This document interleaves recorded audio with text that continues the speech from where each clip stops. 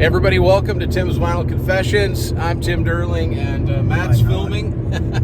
And if this looks like a familiar setup, it's because this is being filmed at the same time that we are driving to Moncton to go see Sebastian Bach. And as fate would have it, we're just about at the point where I guess we're a little late at talking about this. It's been out for a few weeks now. The latest release from Skid Row, without Sebastian, of course. We're talking about the newly released but 2 years old Live in London CD, DVD, Blu-ray, vinyl, however you get it. And this is bittersweet. It's really interesting that we're filming this the day that we are, but we're going to be talking about a lot of the same material. But of course, the big difference here is this was a snapshot of the Erik Gronwall led Skid Row. And if you saw the episode that we did 2 years ago, or almost 2 years ago, talking about the gangs all here, we were all pretty excited about that album and really into their finding of Erik as a vocalist. And sadly, that was not to be. Erik had to step down for health reasons. And I'm actually kind of surprised this came out, because this is a band that no longer exists anymore in this form. And listening to it, I don't know about anybody else, but listening to it, I get kind of irritated, which doesn't mean I don't like the material. Far from it. I think it's fantastic, and I think Erik was perfect for this. You know, they're not going to reunite with the guy that we're currently going to see. He did the job, and the new material was great. And there's not a lot of it on here, but there is some. And just the fact that it didn't last and they couldn't work it out, like I said, I'm kind of annoyed by it, but I guess we'll talk about it a little bit more later. Matt, what are your thoughts? I mean, do you kind of agree with what I'm saying? Or? Yeah, so I immediately got it. Oh my God, I got it. I had to watch the DVD first. I just wanted to see how the band were, because this is fairly early in their time with Erik as well. I think he joined them in the spring, and that fall is when they filmed this show. Yeah. So, and I've listened to the live album itself about 3 or 4 times, so we'll give you our review. I think it's fairly positive at this point, but we want to touch on a few things. So. It's what might have been, that kind of gets me. But I wish there were a few more of the new tracks, but I understand they got to play, the heavy hitters. So right off the bat, I think there's like a half dozen songs from each of the first 2 albums. And then they do Psychotherapy, the Ramones cover, which is on Beside Ourselves, and then 3 songs from the Gangs All Here. I think that's how that goes. But great performances from the entire band, and again, it's a shame, but I'm really glad this came out so people can see, how this band regained their footing. Hey, so we have arrived in Riverview on this particular day, and honestly, this is kind of weird because, we're doing filming 2 at once here. So Matt and I are here, and we're going to be talking about Skid Row Live in London. So that's what it looks like. That's the same kind of, red, white, and black logo they've been using. And I don't know if you can see that. But. Yeah, so got that kind of United World Rebellion kind of thing. So it's kind of neat. They've continued that theme. So as far as the set list goes, nothing from Subhuman Race. 1 from Beside Ourselves, if you want to call it that, and heavy on the first 2 albums. And what do they do? The title song, Gangs All Here, Tear It Down, and Time Bomb from the last album. So, Matt, I mean, as far as highlights of the concert, what would you say some of the best sounding songs are from this lineup? Actually, some of my favorite parts are where you can hear. So this is kind of, it feels like a warts and all kind of recording. Like doesn't seem to be a lot of overdubs and stuff. So songs like Time Bomb, Tear It Down, like some of the newer stuff where you can hear the actual band themselves like doing the vocals along with Erik. I think are pretty cool. A lot of the other stuff is fairly what you would expect. I mean, we've waited 35 years for a Skid Row live album, an official one. You do have to wait until all the way into track 10 before you get a taste of their new music. So now, do you think that's a complete set?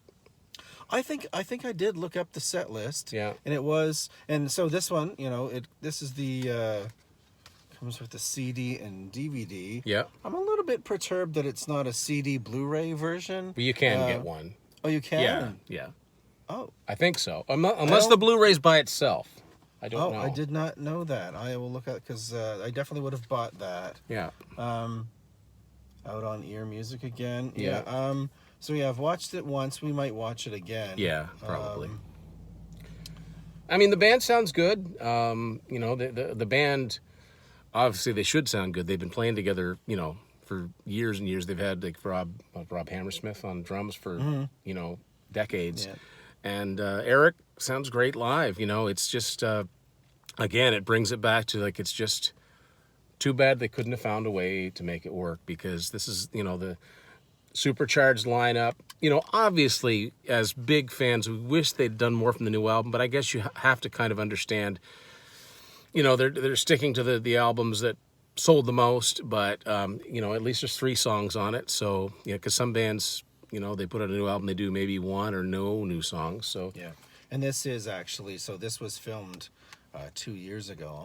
Almost to the, you know. And that's another thing. This lineup hadn't been together all that long, so it's pretty impressive. You know, there's not much else to say about it. It's a live album. You can hear it, you can watch it, and you know, it's interesting as we're filming this because we're about to see Sebastian Bach probably play a lot of these songs, and no taking sides here. You know, it's all good. The way I see it, we got more music to buy, but what Skid Row is going to do next? What do you all think? Because we have no idea. Yeah, we've been debating it on this. You know, car ride. like they came so far with Erik because they got a great singer. They put out I think a fantastic album, and then it kind of ground to a halt. So back to square one. Doing the hardest thing a band can do is replace the vocalist, and they've been up against it for years. And you know, I wish them all the best. I hope they prove everybody wrong and find another Erik, somebody that can handle the catalog, or bury the hatchet. But I don't think that's going to happen. Nope. And since we're Moncton, Riverview, in that area, we had to make some stops. We went to Matt's media outlet, and Matt and I each found some stuff. Matt found some AC/DC. Yeah. Believe it or not, this is only my second AC/DC CD. I've never collected them before for whatever reason. I've been holding out to try and find these.